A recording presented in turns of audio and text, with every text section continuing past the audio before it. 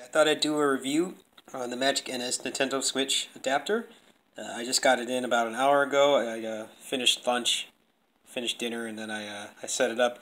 It works fine. If you got affected by the 5.0 firmware update messing up controllers, this is probably the best alternative, but only if you have access to another controller. So if you have a Xinput controller or PS3, PS4, it'll work fine. I was able to set it up pretty much barely with even reading the manual.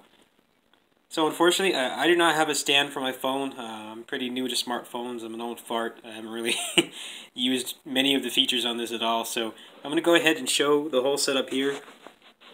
Here's the DualShock 4 controller. Here's the Switch.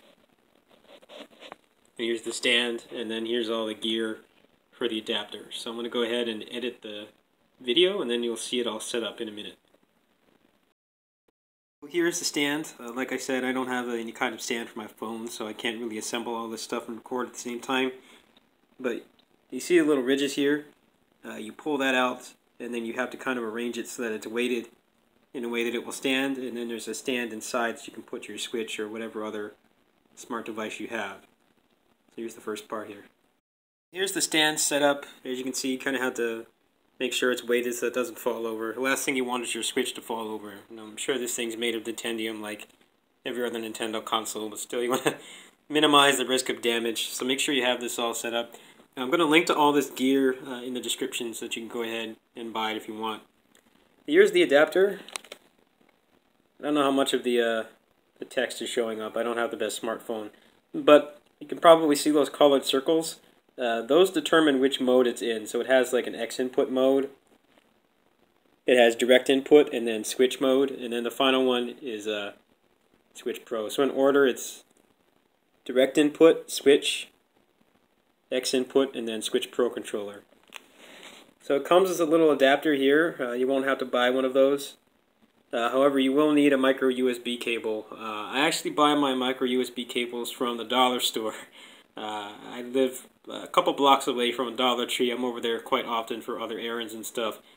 Sometimes they will have them, so if you have access to a Dollar Tree, I recommend going to their electronics section. You can find these for $1. Obviously, you're not going to want one too long anyway, because if you pull it and you're using a stand, if you're using it on the go, then that runs the risk of just making it fall. So I'm just using a short one. I think this one's only like 2 feet. It works more than adequately. So I'm going to go ahead and edit out again, or cut out again, and then I'll show the entire setup. So here's the final setup. As you can see, Switch is on the stand. See how the games I've been playing. We're playing a lot of Fire Emblem Muso and a little bit of Mario. I'm pretty terrible at Mario, so you're not going to see any videos of that. But you'll definitely see some more Fire Emblem and Bayonetta too. But anyway, at the bottom of the stand here, there is room for a cable. So if you want to charge it, then you could do that as well. But if you want to use the adapter, you'll have to use this method. So here's the micro USB adapter, or Type-C adapter, actually. It's actually Type-C. So the Type-C adapter goes into the Mayflash NX. And then at the bottom, there's a micro USB, and then that goes into the controller. So let me turn it around really quick. You'll see that it's flashing red. That means that it's not synced. So when it's synced, I guess you can play it wirelessly, but I haven't really messed around with that. Hold on a minute.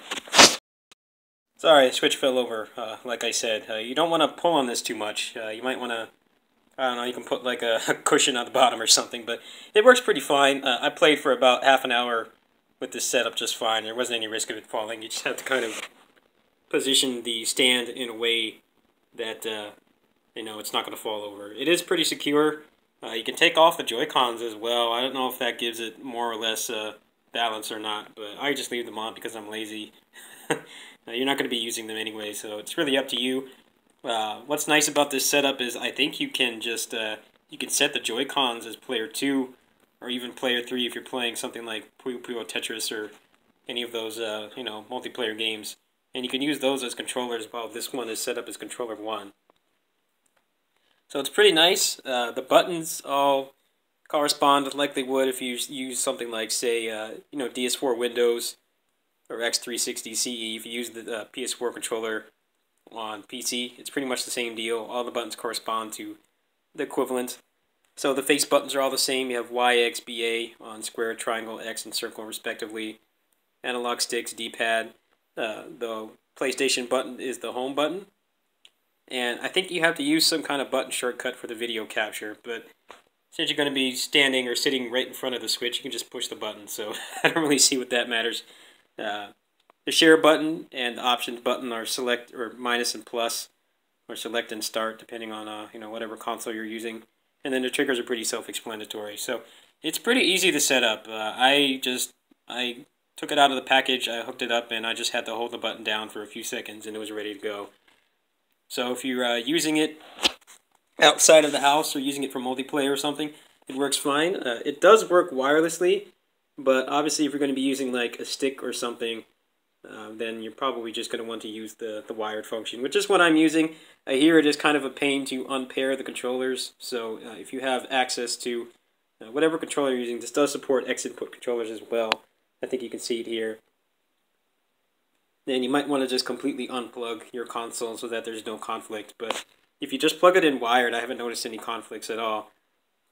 So if you want to play BlazBlue or any of the other fighting games, this is probably the best option, provided that you do already have those accessories or controllers, because all you'll have to do is just get a micro USB cable, which like I said, you can get for $1 if you're lucky enough to live near a dollar store that carries them. Anyway, that's my review of the Magic-NS, the Mayflash Magic-NS adapter for the Switch. And I'll be using this from now on for my videos. Anyway, thanks for watching. Peace. If you use this case that I'm ordering, like I said, all of this equipment fits in here. So you can have all the cables, all the adapters, Switch itself, and then room for several games. So you can fit pretty much everything in here right away. So if you want to use this setup, if you want to use my exact equipment, then I recommend just using this case. So I'm going to go ahead and link that in the description, and I'll catch you guys later. Peace.